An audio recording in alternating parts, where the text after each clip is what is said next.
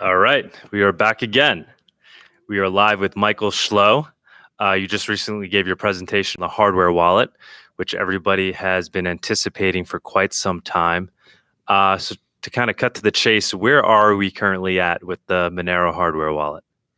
The current phase of engineering and research is plastics engineering. So we have a PCB already made, one of two variants, and that's what that looks like. And then we're doing an enclosure right now. So is it actually a functioning prototype at this stage, or? No, because for a functioning prototype, how you would define that, but to have a device that functions, you need a fully featured firmware running on the main chip, and it doesn't have a fully featured firmware. So how do we get there? When do we get to a fully featured firmware stage? Well, we do have a team. We've kind of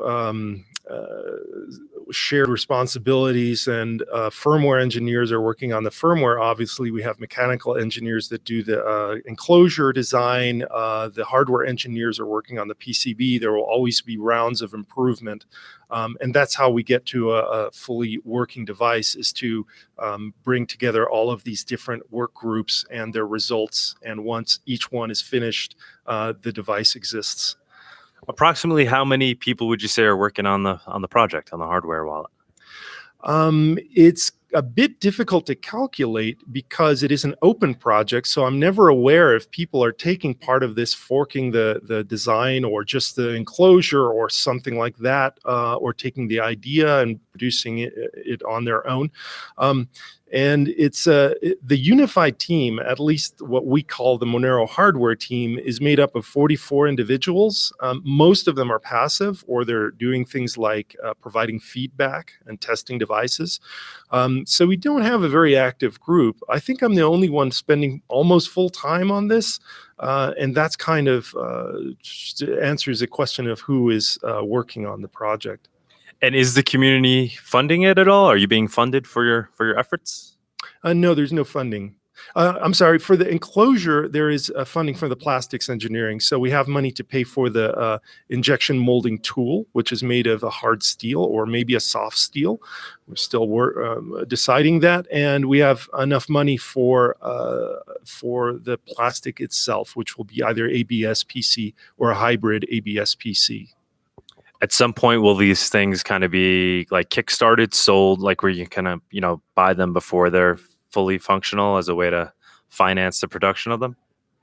It's a good question, and I'm not sure if there's a good answer because we don't have the sales and marketing part of our team staffed, in fact. So whoever decides that or is enthusiastic about developing a marketing model and finding a way to fund future and additional research rounds will do that work on their own. So we don't have a sales and marketing plan. There's a few blips on the radar and ideas that might be coming up, but it's not on the immediate future that we'll have some shop where you can purchase a device. Yeah, no, I know I'd certainly be ready to join in on the pre-sale to buy one of these if it helped, keep the development moving along. And I know there's many others that are very interested in this. So in addition to your talk, we also heard other talks about kind of open hardware, open source hardware. How would you define this wallet compared to others that we see for, let's say, Bitcoin, for example, like the Trezor, things like that? Is it more open than those? Is that a spectrum, or how open is this wallet and how does it compare to others? Yeah, we have a lot of features. We put the openness, the ability for anyone to understand how the device is working and to create their own, all the way from the hardware down to the firmware enclosures. This is all published information. Some of the other models, the other types of hardware devices, we like them all. In fact, we're good friends with Shift Devices in Switzerland, in Prague, Satoshi Labs, and Paris, Ledger, KeepKey at Shapeshift, and so on. There's quite a few others. We're always talking with them. We get emails from a new device maker that's just starting up, and all the time, right? So we're kind of collaborating in a variety of levels on all of the other competitors, and so which is quite fulfilling. And what I started to talk about, the feature set is obviously a little different for each device, each company, or each group. Yeah, it's hard to summarize the differences and what feature set we're most interested in. But like you mentioned, transparency and understanding that everything's published and that nothing's being signed behind the scenes, like an NDA causing a source code to be closed and not published. We don't accept NDAs. We do everything transparent and open. Mm. So how would it compare to some, just so like, I'm just trying to understand that concept, something like a Trezor where they are also open, they're open hardware. Is there a little bit of a difference between you guys then ultimately, or how would you describe that difference? Well, they do use a different license, but I think Satoshi Labs, most of their designs are either completely open or, I can't speak for them. I lose track of the progress, like the new Model T device. I'm not sure. I've looked for some layouts, for example, didn't find them. Does that mean that they don't? If they just put it in the wrong place, I'm not sure.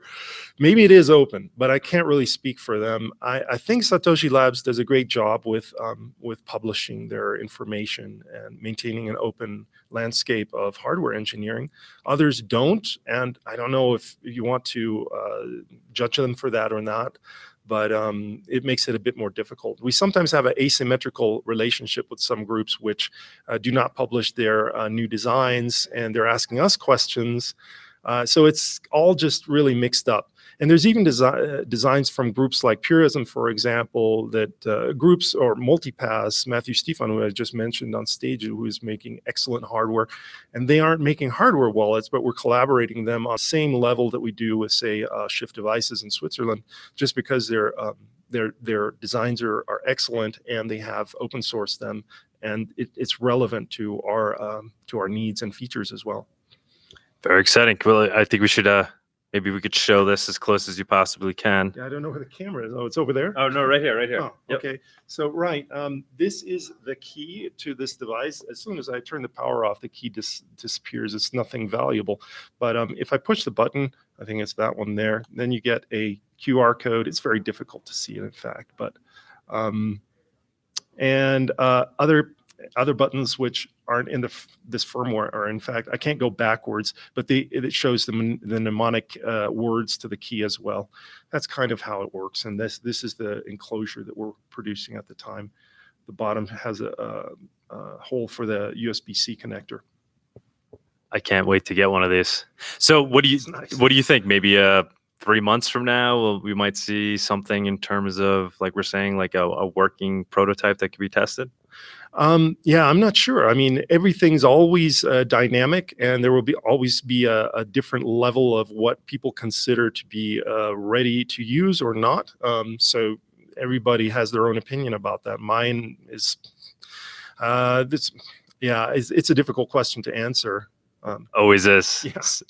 All right. Well, we really appreciate you taking the time and coming out to Denver. Was it a big deal for you to come out here? Is this like a big deal that it's kind of the first Monero conference? What's your opinion there? Yeah, it was a big deal. I actually, I've been traveling a lot and have too much to do in the lab, but because it's the first Monero conference, it's kind of very symbolic, and meeting the people is a very high valued opportunity, just like meeting you. And yeah, that's why I took the opportunity to come out. Awesome. Thanks again. Thank you. You're welcome. All right. Thanks. How's it going?